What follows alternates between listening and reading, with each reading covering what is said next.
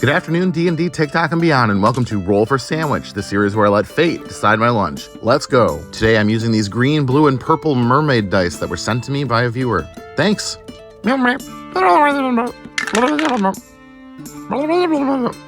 right, 2 slices of challah bread, a light toast on the outside, still squishy on the inside. Next up, let's roll for Maine. 12, butter the bread and re-roll. This one's for all you across the pond who daily yell at me to use butter. Here you go. Here's butter on both slices of bread. All right, let's re-roll and see what our main is. 5, salami. All right, not bad. It's been a minute since we've had salami. Salami and cheese sandwiches were probably my favorite brown bag lunch as a kid. Next up, let's roll for cheese. 6, brunost. Well, we're almost all the way through our block of brunost. I think the sweetness of this cheese will actually be a nice counterpoint to the salty cured salami. I don't want to get my hopes up because things rarely work out the way I plan on this show, but so far so good. All right, let's roll for roughage. 1 lettuce and 3 artichoke hearts. The lettuce I have today is romaine, and even though its contribution is subtle, I'm a fan of lettuce on sandwiches.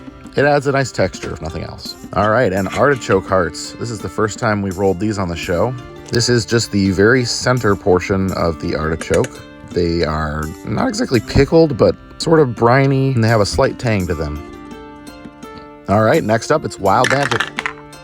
7, rose petals. Yeah, so rose petals are edible. You could use these in tea or as a topping for desserts or salads.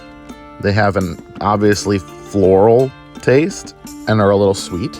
I have never had them on a sandwich, but there's a first time for everything.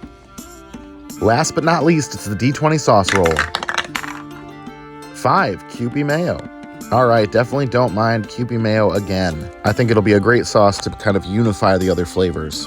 Let's go ahead and get our toothpicks in here to hold it together, and let's get it cut in half. And let's take a look at that cross-section. That's a nice looking sandwich. Well, always a surprise here on Roll for Sandwich, not always a joy. Let's see how this one tastes. Okay. Yeah, I think this works pretty well. The rose petals and the brunost go well together, and the salami and the artichoke hearts are both kind of tangy. I think it's got a nice balance between the two, with the mayo really holding it together in the middle. Just a great balance of textures and flavors. I'm going to give it a 10, and I'm going to call it simply the Bell, for the rose petals, but also for Tom Nook. Have a great weekend.